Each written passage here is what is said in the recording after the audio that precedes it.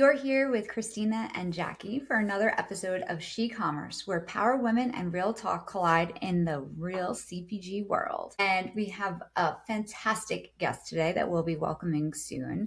We're going to be talking about something that so many women feel, but don't always and aren't always able to put a name to it. It's what happens when you're doing the work, you're executing, you're delivering results, but for some reason, you're just not being seen and maybe overlooked for promotions. You're not being seen as that strategic force in the room that you know deep inside that you are. So that's what we're so excited to speak with our guest today on, who's an executive coach, a consultant, and just a beautiful, powerful voice that is helping high achieving women stop overfunctioning and really start owning the room and turning their expertise into real influence, opportunities, and career momentum. But before we get to that, let's talk about happy spring and what's going on for our spring theme as we enter the month of April and May. Well, Christina, we just came out of Easter, so lots of chocolate. Way too much chocolate. I see what I'm doing here. I need a spring detox. Mm-hmm. My body's like, oh, honey, that was 2 eggs too many. 2 eggs too many. No, I get it. I need a similar spring detox and spring cleaning, like digging out of the winter we had, the frost, and seeing the sun for the first time again and being able to kind of clean out outside, inside, internally, all of it. We have, my never-ending construction project. Yes. The build that just will not quit. We actually were able to do some painting. We're at that level. We're painting, Christina. Wow. You're getting there. You're almost done. That's like one of the last things you do. No. I mean, we still need floors and stuff, but the rooms are starting to look like rooms, I mean, progress. Progress. It is. It's from like a shell that with water on the floor to almost final paint before the carpets go in and stuff. So I'm just sitting there going, that's exciting. Oh my God. It is very exciting. Spring has sprung, baby. It is here. What did they say? It comes in like what does it say? Comes in like a lion. Wrecking ball. That one too. So, there you go. I came in like a wreck. Yes. Well, I feel like this deep clean doesn't just pertain to people, but businesses could benefit, right? Do a little spring clean of their own. A deep clean of the calendar, maybe the strategy, the language, the team rituals, like all of the above. It's timely. A lot of people in business are overdue a deep clean. And that is exactly to your point. It's kind of like, New Year, New Resolution. And I feel I never do that. I don't do New Year, New Resolutions. I wait for spring, because who wants to start new stuff when it's freaking cold out there and you're shivering and it's dark and it's just always dark? When the sun comes out and you're like, yes, I'm a running, I'm a lifting, I'm a cleaning. Yeah, it's true. Well, I think, one of the questions that spring cleaning brings to light is, what are we still doing out of habit? Not because it works, and I know we're going to talk extensively about this with our guests, but just because it's what comes natural to us, or what we've always done, or, that habit. That is such a great point.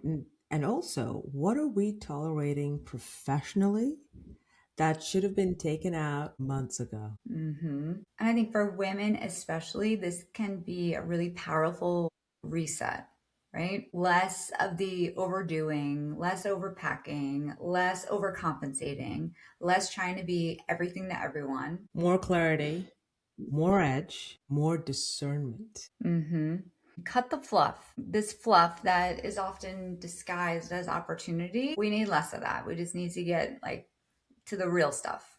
So whether it's your brand, your workflow, your leadership style, or your industry vocabulary, consider this permission slip to clean house. I love that. We're giving out Permission slips to everyone. Well, let's start with spilling some tea too. First up, we have Christina Vale, who made a big move from Profitero to Front Row. She's joined Front Row as Chief Operating Officer of Marketplace Partnerships. So she's going to bring some serious digital commerce firepower from her days at Profitero, where she was most recently serving as COO. And she has deep expertise across customer success, business ops, and consulting.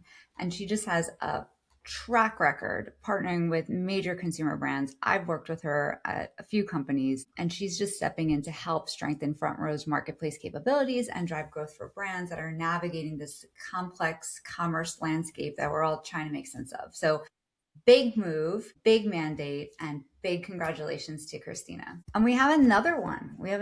Tina Tonielli. So Tina Tonielli, I love this, has self-described as choosing her own next adventure, and it's a good one. She's joining the Campbell's Company to lead insights for their snacking division. Sounds familiar. And her reasons were just refreshingly human and relatable and very spring cleaning esque. It's her first time in food, first time truly living inside the core Target as a mom, first time having a commute that she says is braggable, under an hour. I mean, that's still pretty hefty, but okay. So definitely, Goldfish Moms, innovation talk, and a fresh chapter. I think that is the recipe for a strong reset. So congratulations, Tina. And again, congratulations to Christina. Amazing women. Amazing. Now, I have tea, Christina, and we're talking Darjeeling, baby. This is the spicy stuff. So Unilever buys McCormick. Yep. The Flavor Kings and the household name food brands are officially getting married in the morning. But also, let's clear one thing off our list first. Unilever is not buying McCormick. It's a merger, it's a partnership. So the deal combines the food business with McCormick, creating a much bigger global flavor player. Ooh, try saying that fast. Global flavor player in brands like Knorr, Hellmann's, and McCormick's seasoning portfolio. The strategy is amazing. It's focused and scale, but investors have not exactly greeted it with standing applause given the complexity and the risk baked into the deal. So major move, but not exactly tidy. But I'm excited about this because together they're aiming to build a next generation food platform that's faster, more premium, and way more consumer obsessed. So, I mean, that's a fantastic signal, right? It's about owning taste, culture, and relevance in a world where it's going to be flavorful. Consumers are cooking more, they're experimenting more, and they're demanding bolder flavors with cleaner labels. But here's the question though, Christina. Who's going to be next? That's the question. Place your bets. Dun, dun, dun. Time will tell. But what is certain is there will be more, I'm sure, due to the economy and the financial pressures. It's a way to grow. So congrats to them. I think even though it may be risky to some, with big risk comes big reward. And that's what we're hoping to see. It's like the Spider-Man. It's at riff, isn't it? With great power comes great responsibility. Dun, dun, dun. We are so thrilled, ladies and gentlemen, to welcome Liz Mayer to SheCOMMERCE. Liz is a consultant and executive coach whose work sits right at the intersection of leadership, visibility, and career elevation. Through her coaching and consulting platform, she helps ambitious women lead with more authority, advocate for their value, strengthen their presence in high-stakes conversations, and build successes that doesn't come at the expense of their energy or identity. Her message is clear. Your next level doesn't come from doing more. It comes from showing up differently. She also brings deep commercial and growth experience with consulting work tied to unified commerce strategy. Damn. Marketing, digital commerce, and organizational transformation. So this is not theory, ladies and gentlemen. This is someone who understands both the internal game of leadership and the external realities of modern business. Liz Mayer, welcome to SheCOMMERCE. It is a pleasure to have you on board. Thank you, ladies. What an introduction. And I am so thrilled to be here. And I love your work. I'm a huge fan and I love your work. So thank you for having me. Thank you. Thanks for joining us. And as you know, we are in April. So we have set our theme for this month to be about, spring cleaning, resets, new beginnings, etc. And you're the perfect person to talk to us about that. So, Liz, what does it really mean to refresh your personal brand? And this is especially important for women who are evolving professionally, but maybe don't want to feel like they have to reinvent themselves every time they grow or at every stage of their life. That's such a great question. And I love this idea. Number for one, I love the idea of the whole concept of a spring refresh. And oftentimes when I think about spring refreshes for myself, and I think we've been marketed right to this way is that we need to spring clean our homes or we need to spring Right. clean everything. And really the spring refresh, it's about spring cleaning our minds. And it's Mm, about really thinking about how do we think about ourselves and how we're showing up in our life, in our career. And it doesn't need to be a reinvention, right? To your point, Christina, it doesn't need to be a massive, huge, deep clean. Really, it's about as you think about your personal brand and how it exists and how it exists within your career and your entire life. The question you got to ask is it working for you or is it working against you? That's kind of how I yeah. see it. So, what I see with a lot of the women that I work with, whether it's in the consulting space, the partnering group, or just in my coaching practice is these women are delivering incredible results. They are Mm, excellent, but their brand is positioned around execution, not necessarily influence and vision. And what we're actually seeing play out in the data is that more women are actually far more engaged at work than men, but also they're more burned out at the same time. So when you think about your personal brand, it's almost never a motivation problem. It's actually a positioning opportunity. And it's not mm, about doing more, it's about refining how you're seen and how you're experienced in the moments that matter because your career doesn't grow from more effort, it grows from better positioning. This is my take. I think Liz, I have a a lot question of on people that. need to hear that. 100%. Here's my question on that. Women, as mothers, as women generally, we are generally the fixers, the solutionizers, the give me a problem and I'll solve It it all honors. kind of, It yeah. honors, yes. Completely. It's that what you're suggesting is a mindset shift from fixing the Right. problem immediately and being that person who does that to not fixing the problem directly, but providing the long-term view of what that of vision, basically. That's what you're saying. Of don't just look at this problem, look at the entirety of the issue. Look at the entirety of the Yeah, and I think, I use this analogy, Jackie, I think when we were talking last week, right? So women are wired like floodlights, right? And men are more like flashlights, right? So this is this concept that women are seeing all of the things in the entire environment. We're able to zoom out, we're able to connect the dots. We have this intuition where we can pick up on different things. Honestly, it's this like feminine intuition where men are more, they're just better. They have an easier time in terms of focusing, right? So they're like a flashlight. They can zero in versus when women are engaging, we're seeing all of the pieces and parts and how they work together. And that is why women are such amazing strategists. We are such amazing problem solvers because we can connect the dots in ways that typically men might struggle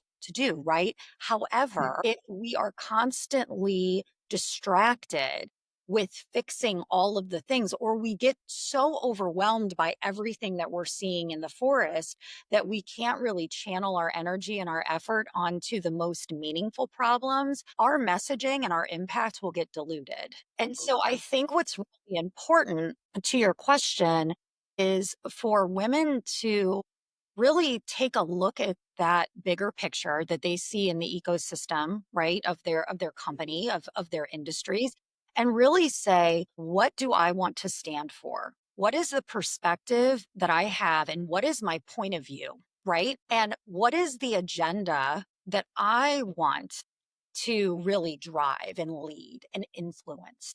Not what's all the work that needs to be done. You can answer that, right? But who do I need to get on the same page as me? And how do I enable this message to really be taken to the next level? Because to your point, there's so much branding in this area of like women as workhorses, right? You're known for the one who like gets it done. I think Christina, you said the gets it doneers, right? But Yeah. if you're not shaping the agenda, you're not going to be seen as the one who drives the direction. And you don't get promoted out of execution. You get growth by executing better and more efficiently and more effectively. And often that means getting yourself out of the weeds, right? Yep. Yep. And that segues perfectly into our next question for you, Liz, which is what are the clearest signs that your personal brand is no longer working for the level that you want to operate at? That's a great question. So there's so many, but I would say really the first one I kind of mentioned is you're the one who is known as the person who gets it done, but you're not the one driving the direction. So like I used to like have this joke where I'd say, stop offering to take notes in meetings. This was obviously like pre all the automated note taking apps, but like that's an example, right? Regardless of the software you use or your company uses to take notes, if you're still that helper, that's usually a sign. In particular, if you're not where you want to be, that's a sign that you're known as the one who is the helper, but not the one that is directing. Another one is that you have maybe positioning more in the people pleasing area. So you're viewed as collaborative, you have great relationships, but nobody knows what your opinion is, which is why I think it's so important for women in their personal brands to have a very clear point of view and be okay being provocative with that. Right.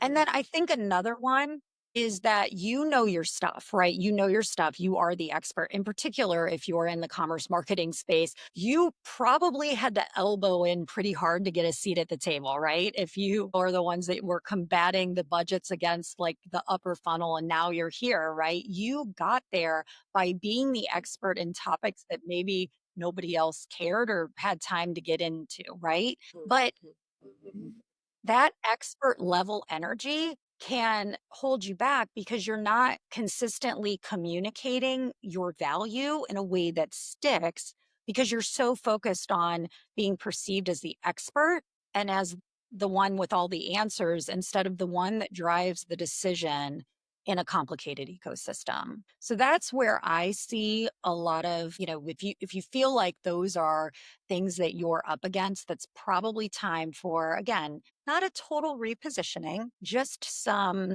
tweaks, right? Just some changes in that focal point, right? Of that big lens you're looking through. So many good points there. And I think so many of us can relate to at least a piece of that, right? And it's a big shift, right? Easier said than done to go from doing and feeling like you're adding that value and you're needed for that, right? And I think that's really hard to shift that into less execution, like you said, to more influencing and driving the strategic thought process around it. And I also think, wanting to have value, even if it maybe is the wrong value, is better in people's minds than not having value. And so that shift or that fear of making that shift in positioning is probably even more daunting within the same company or role, right? It's easier to come into a new company or role and say, okay, this time it's going to be different. This is what I'm going to be known for. I'm being really intentional, like you said, like doing that spring audit. What do you, um, what's adding value? What's not? What do you want to be known for? But how do you shift that in your current role, in your current company, and change those mindsets? Because perception is reality. So how do you change people's perception that you're not that workhorse, but you are a strategic leader? That is a great question. And the way that I think about that is in order to change anyone else's minds on the outside, you have to convince yourself first. And you need to start really understanding what is your self concept rooted in, right? Because so many of us early in our careers, we took pride and we were rewarded and promoted based on expertise, execution, working long hours, being responsive, being a go-getter, right? And it takes a lot of almost subconscious programming and awareness of how do I see myself and what do I say about myself when it comes to the work that I'm doing? Because oftentimes we think, okay, we got to worry about like what everybody else is thinking. And obviously, if we want to change perception, we do need to cue a level of influence with the individuals in the room. But if we don't change our self concept, if you still see yourself as just the person who gets stuff done, but not that strategic visionary and that strategic influencer or that leader who is capable of changing the trajectory of the business, you're not going to show up that way. And so, one exercise that I do with a lot of my clients is it's from um, it's from the execution workhorse, right? Like I execute and I get this done, where, in their current role, to it's, of course, it's me energy. Of course, it's me energy as this strategic visionary leader, right? And then it's working on, if it's, of course, it's me energy, right? Of course, it's me. I'm the one who's going to show up strategically. Of course, it's me that I'm going to be the one who is going to bring up the challenging issues, that is going to point where the growth or the issues exist. Then I start challenging myself in terms of what work am I doing? What projects am I working on? What am I delegating and what am I still holding on to? And you start to check yourself, right, against that new standard, and you start to see your work change and how you show up change. So it sounds very like, I don't know, kind of like earthy crunchy, but it is. It's about, if I believe that I have everything I need to influence growth within this company that I've worked at for 20 plus years, right? I'm making this up. Hey guys. Then what is true about the way I show up, right? And I don't show up just as the expert in, I'm making this up, retail media. I show up and I'm going to talk about the shift in consumer behavior because I know what I'm talking about, right? And Yeah. every time I show up in a meeting, it's not going to be about just the retail digital media performance. It's going to be about what is happening in the shift with our retailers and their consumer behaviors and how they're finding brands. And I am going to really start showing up as a thought leader who connects the dots within the broader business. But you have to see yourself and almost hold that standard of your personal brands first and get really clear on what are the things that you're doing to support that and what are the things that you're doing that detract from that are holding you back, and really be honest with how you're spending your time and your energy so that it goes more towards that thought leader energy. Liz, I have to say that, I mean, literally every single word resonates so hard, and it'll resonate for our listeners as well. But it's one of those things that, yeah, I'm going to be brutally honest here. It's scary as hell, right? It Yeah. is scary because it's taking you out of that comfort zone of the way that you've been brought up. You're brought up to be the good girl, to do what everyone asks you to do, to be the people pleaser. And it's deprogramming yourself from that, Right. however long that's taken you, and putting yourself first and betting on yourself. That's right. That's right. And I would say that if you feel that when you start to tell yourself, I'm capable of more and I am a world-class business leader, and your brain says, yeah, right, then you're probably doing it right.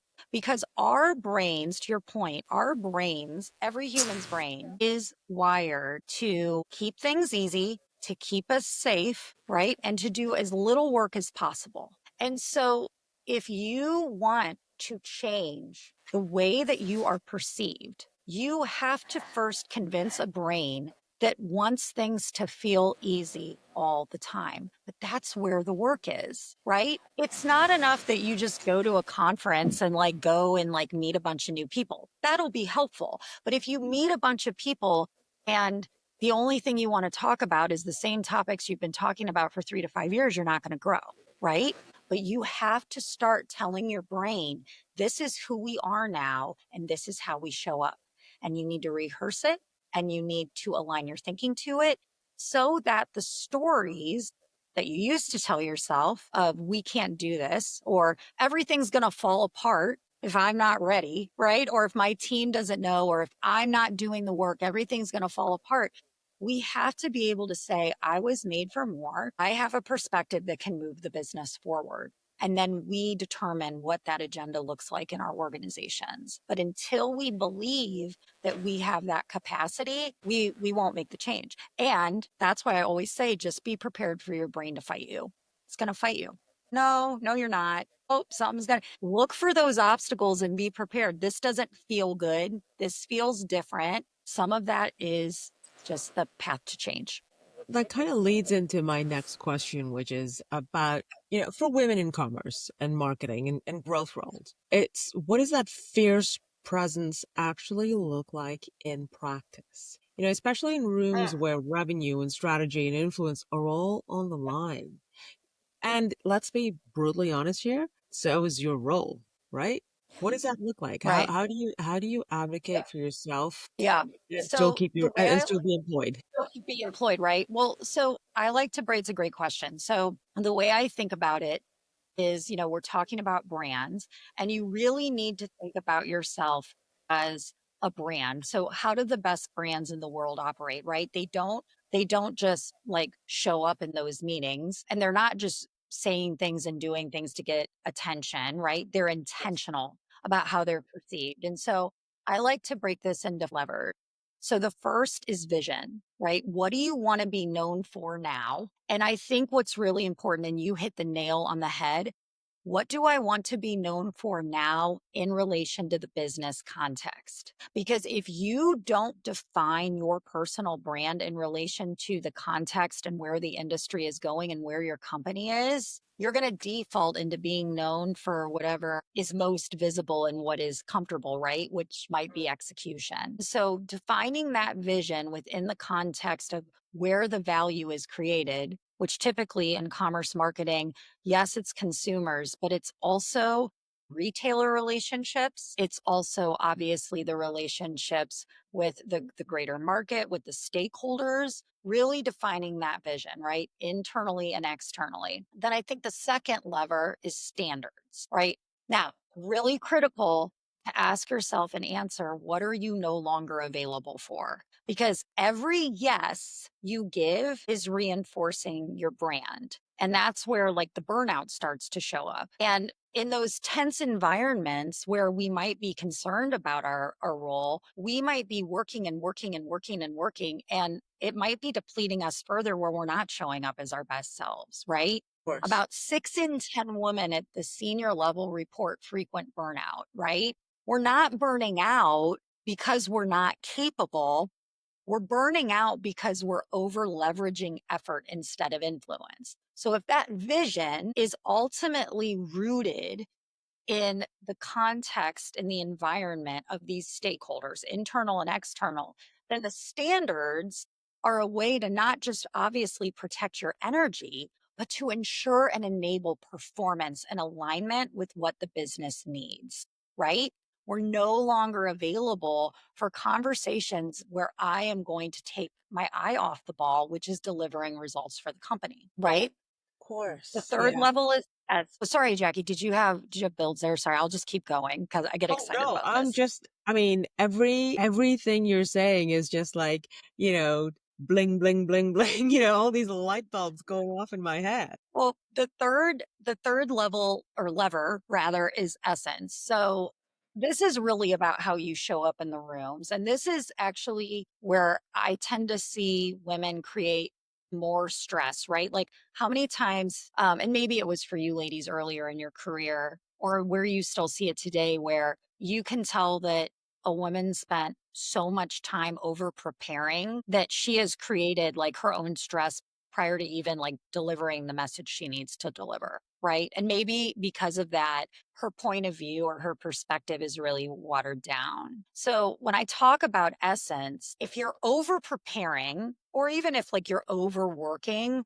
you're probably under trusting yourself and you're under indexing in the worthiness and the confidence that you already bring. So the essence piece is being the leader who is not necessarily always the most prepared, but is the most clear and the most decisive. Because, in particular, in this environment where there is so much disruption, having an essence, brand essence that is steeped in clarity and decisiveness establishes trust.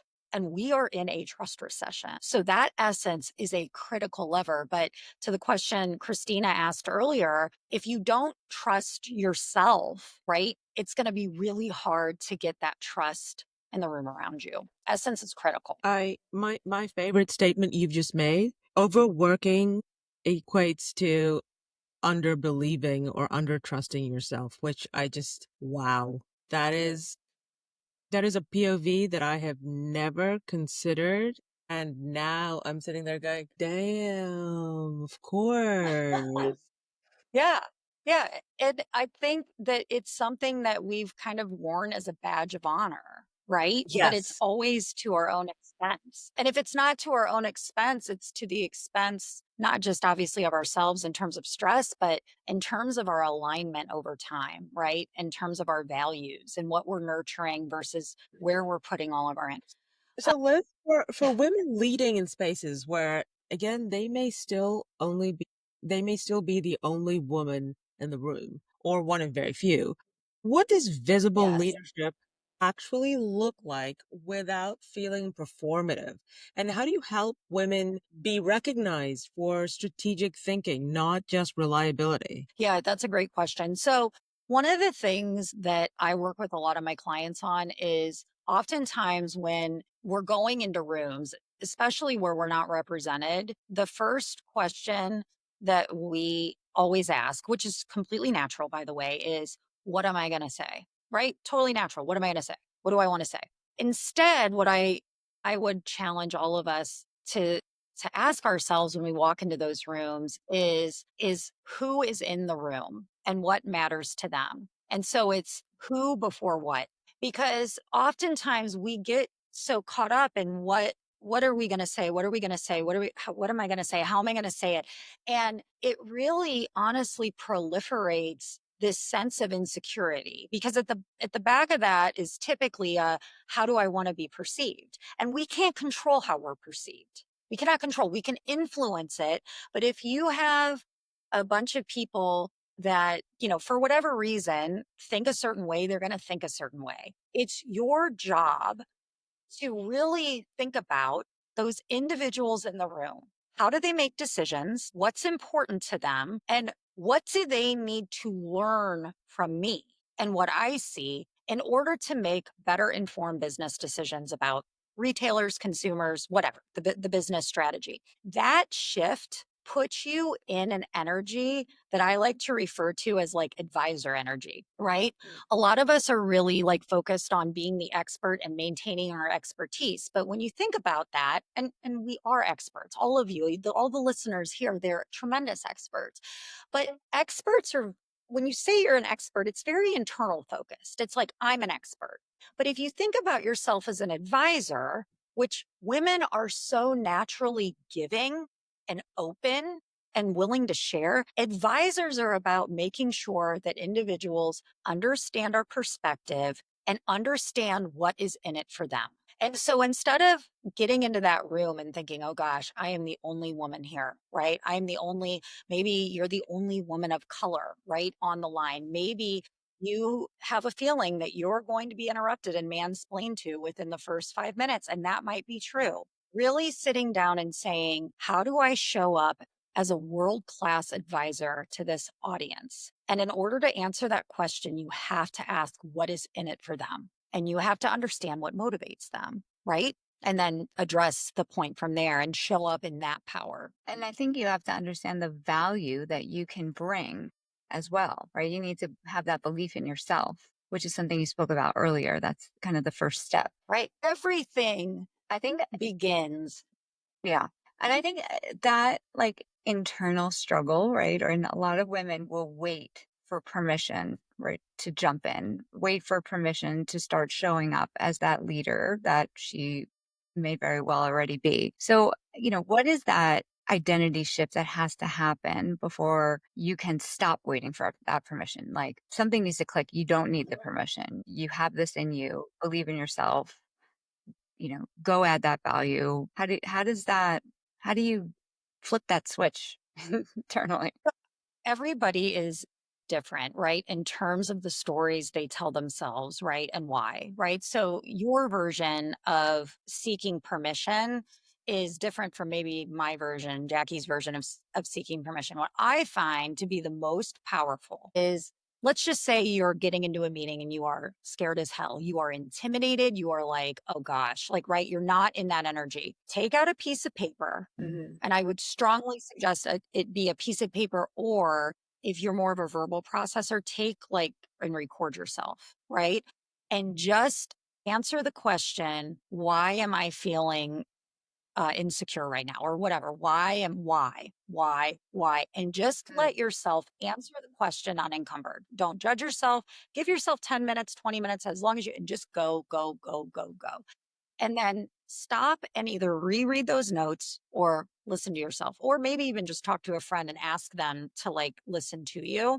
And you're going to find when you read those notes or you listen to that recording, you're going to find a predominant line of thinking, a predominant sentence in that line of thinking that is essentially summing up the root of your need for acceptance, right? Which is like permission, right? And it might be something like, I don't know how to do this, or I am not ready yet, or it's my boss's job, right? It doesn't matter, but it's a story and it's a sentence, and everything else kind of falls underneath it. Identifying that is the first thing. And the other thing I would say is identifying it not with shame, but with compassion, right?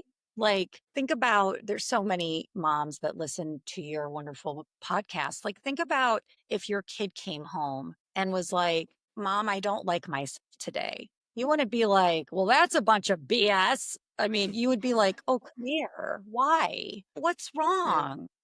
And that's what you have to do for yourself. You have to set up that safe environment to become vulnerable and to see yourself. And when you see that thought and you find that thought, women are amazing at doing to-do plans, right? We can run circles around most people, especially if you're a working mom. Like, you literally can stand on your head, make chicken soup, pack Hot Pocket, and define KPIs on retail media. Okay. Like, you can do all of these things and then go to a competitive cheer competition and come out looking like amazing, right? We can do all these things. So women are awesome at execution and activating because we've had to be. We've had to be wired to do all those things to prove that we deserve a seat at the table. What I want you to do is, when you find that thought that is not serving you, you have to say, well, what's the next level thought that is one step better than this? And it might be something like, even though I believe I am not ready yet,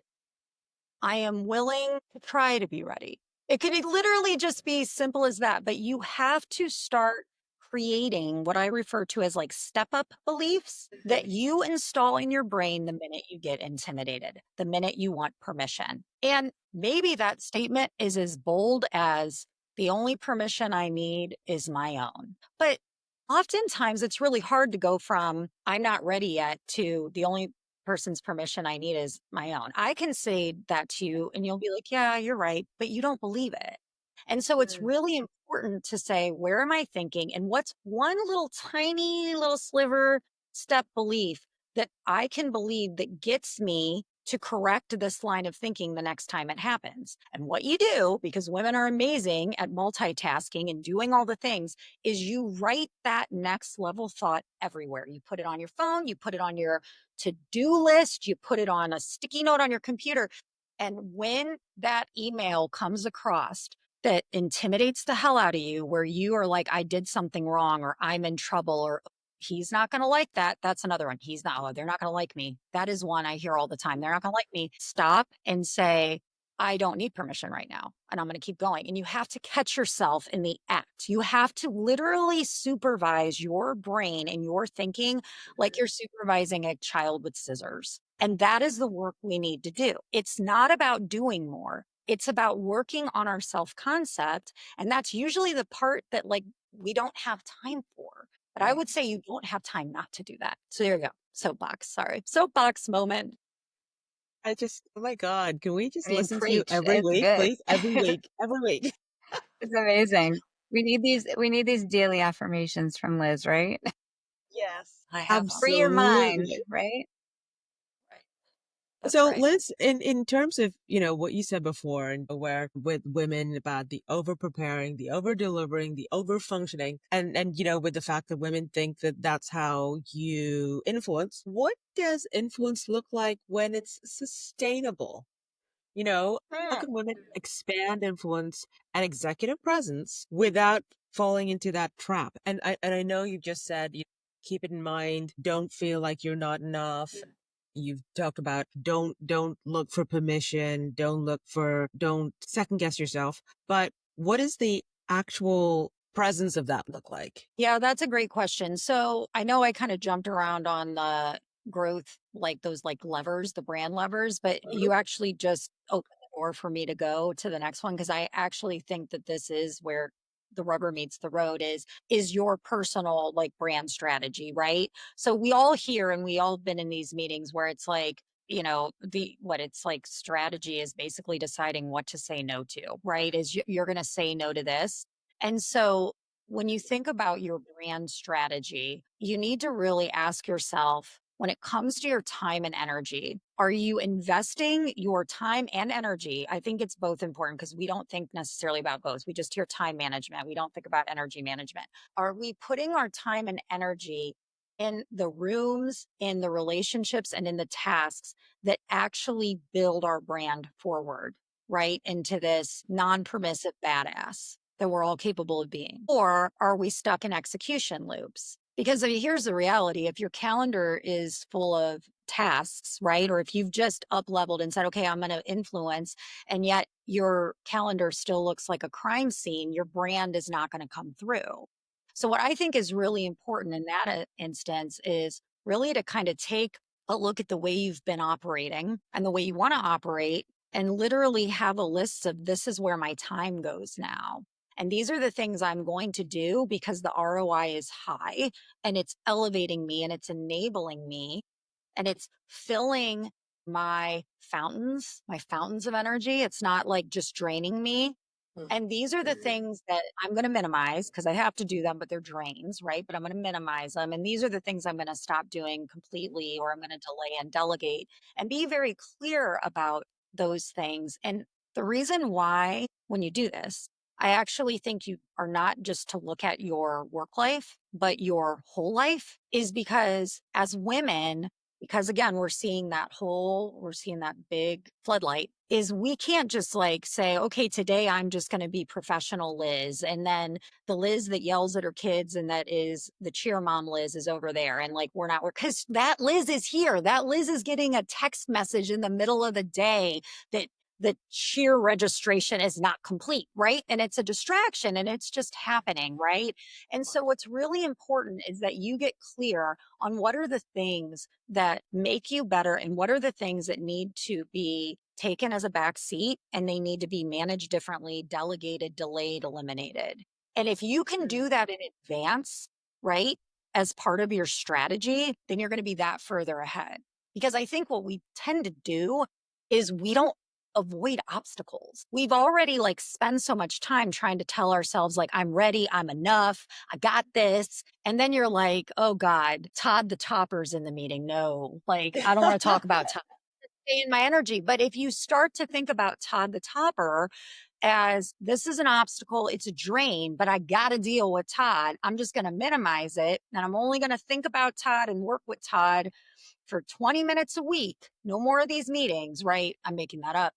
then you can start to back your strategy with your time and your actions. Is that helpful? Yeah. Absolutely. And Super. it's always Todd, isn't it? It's always a Todd. I work with a great Todd, but I'm using it. Todd the Topper. It just rhymes. But I like the energy component of it because you're right. It's not just time. It could be, a short amount of time, but a tremendous amount of energy wasted on something or someone or some feelings, right? And that can completely drain you and then make the rest of your time less efficient. So, I love just that duality of how you're saying you need to evaluate these things and where you want to spend that time and energy, and where you have to, how do you minimize it so that you can kind of compartmentalize and say, okay, this is only so much time and I'm going to get through that, right? Yeah. And so much of that, ironically, is giving yourself permission, It's all right? connected.